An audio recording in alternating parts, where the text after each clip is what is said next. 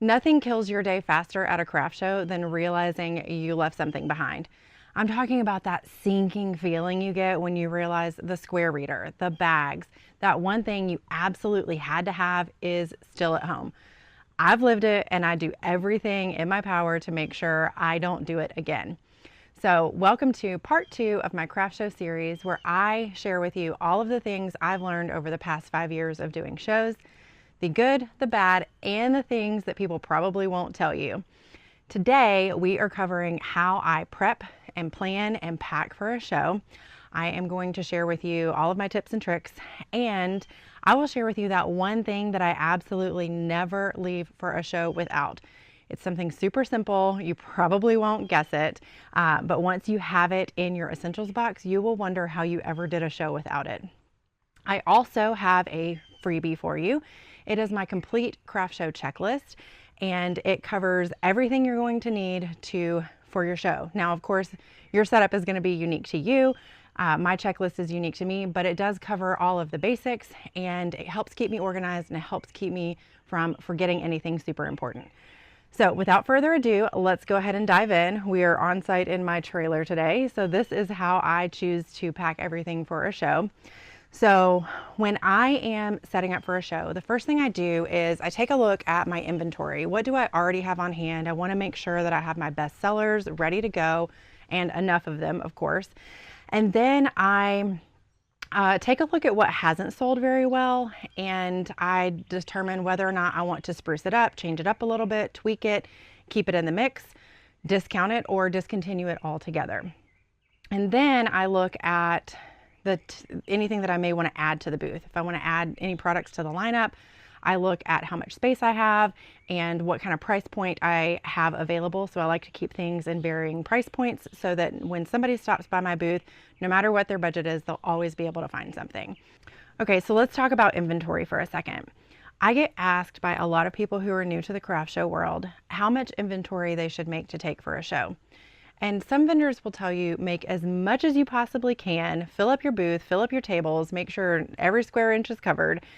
And I actually have a different philosophy.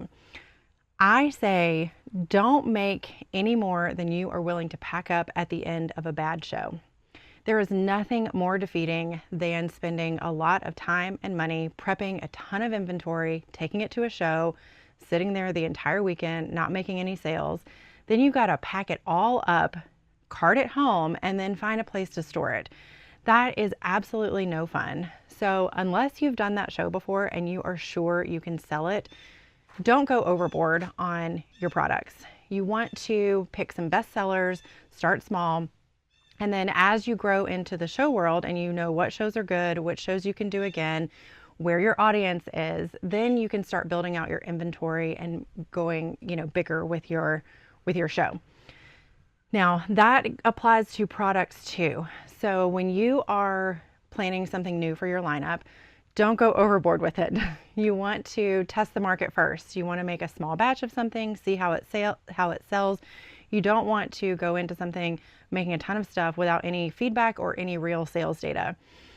I know because I had what I thought was going to be a great seller. It was a Patriot cross. It was, red, white, and blue and had stars carved in it. And it was in the shape of a cross and a flag, obviously. And I think I made like 30 or 40 of them. And they did not sell well at all. I was super surprised. And so needless to say, I ended up giving those as Christmas gifts for a few years. So you definitely want to test your market, test your product before you go all in on making something new. All right, next up are my show essentials. These are the things that are non-negotiables. I have them at every show, and the bins never get unpacked unless I'm actually at a show. Now, the first one is a toolbox. It lives in the trailer. It's got things like drills, bits, drivers, a screwdriver, a measuring tape, shims, double-sided tape, anything that I might need for anything unexpected that might pop up. I can fix something, I can attach something together, so it's got all of those essentials. Then I've got another box with things like personal and toiletry type items. So I've got a sun hat and some sunscreen, bug spray. Definitely if you're in the woods, you're gonna need some bug spray.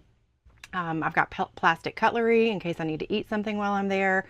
I also have a roll of toilet paper and some hand soap.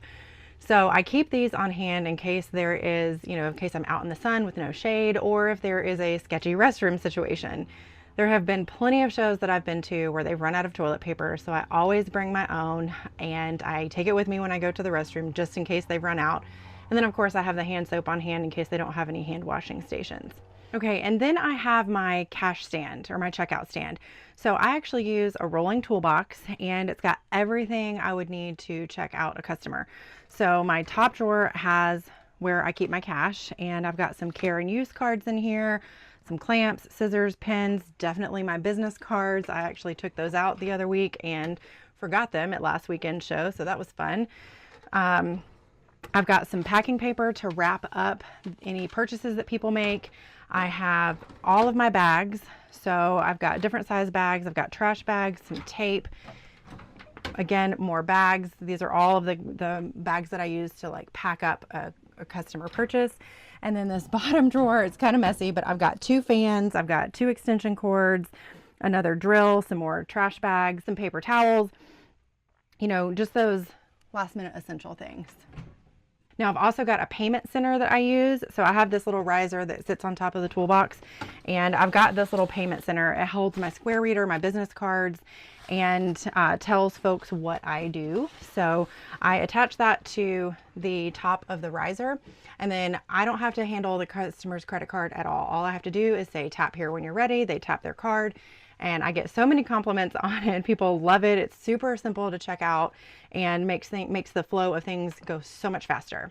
Now I also keep a couple other essentials on hand. So that's going to be things like a first aid kit. I actually had a really bad burn one time with some hot glue at a show, and it was the one time I actually left my first aid kit at home. So I always keep a first aid kit on hand. And then I also have what's called my everyday box. So that has things like my square reader and my backup power bank. I take that home every day and recharge everything so it's ready to go the next day, so it travels with me each day. Oh, and here's the one thing that I teased about earlier. Actually, it's in this drawer. So these are the duct tape of craft shows. I kid you not, this is the one thing I absolutely make sure I never leave home without, and that is binder clips. Now, I don't have more than one size. It's just this little kind of like medium size binder clip.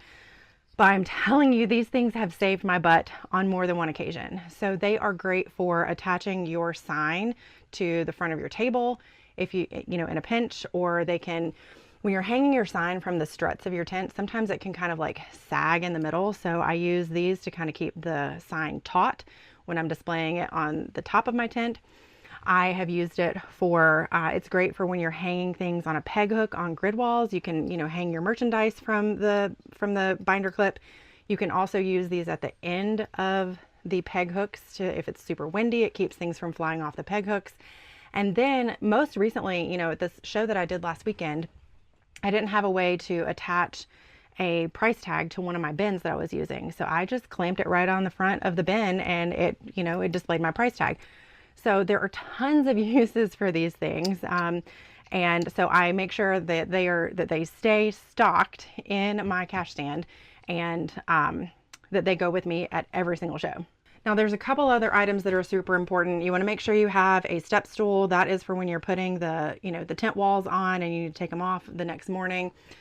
Pool noodles, that is going to be for if it rains. You want to make sure you have something to keep your tent taut so the water doesn't pool and damage your tent. And then I've got some chairs in the back. So I keep one for me and any helper that I plan to have. And one is a high chair, like a director's chair, and one is kind of a low sitting chair for, the comfort of whoever's helping me. And then I've got some extra bags that I kind of hang along along the trailer in the back. There's a couple other items that I forgot on my essentials list, and that is this power inverter. So this is definitely a luxury item, but it is how I keep everything powered on show day. Things like fans, if I need to run my square stand, like if I bring my iPad, if I need to charge my phone, anything like that. I use this power inverter, and I got it at Ace Hardware, I believe. So like I said, it's definitely a luxury purchase, but It's how I keep things powered. You can also use battery operated things or use an extension cord that plugs in. If you want to pay for power, you can have an extension cord that plugs in at the show. And then of course, a trash can. You want to make sure you have a trash can and trash bags. You will have trash. Your customers are going to want to throw things away. So having that on hand is definitely an essential. All right, the next part of my process is timing. I used to be the person who would crank out product until midnight the night before, then I'd spend the rest of the night or the early hours of the morning finishing everything, getting it ready, and I would just be tired and cranky the next day. Setup would be a nightmare, and inevitably I would forget something, and it wasn't a good look. So now I have a strict cutoff. If it is not made or cut the week before the show, then it is not making it to the show. That gives me an entire week to sand, brand, finish the product, get it listed on my website, take photographs of it, get it priced, and get it packed all before I have to leave. Now, it is okay to give yourself permission to stop. No one knows what you had planned to bring to the show except you. So if it doesn't make it to the table, customers are not going to know. They only see what's there. You want to make sure what you put out is polished and ready for customers to purchase it. And by having everything done a week in advance, giving yourself that time to get it on your website and photographed and all of that, if somebody doesn't make a purchase that day, they can take a card and they can easily find what they're looking for on your website because they've seen it in your booth and they know where to find it on your site.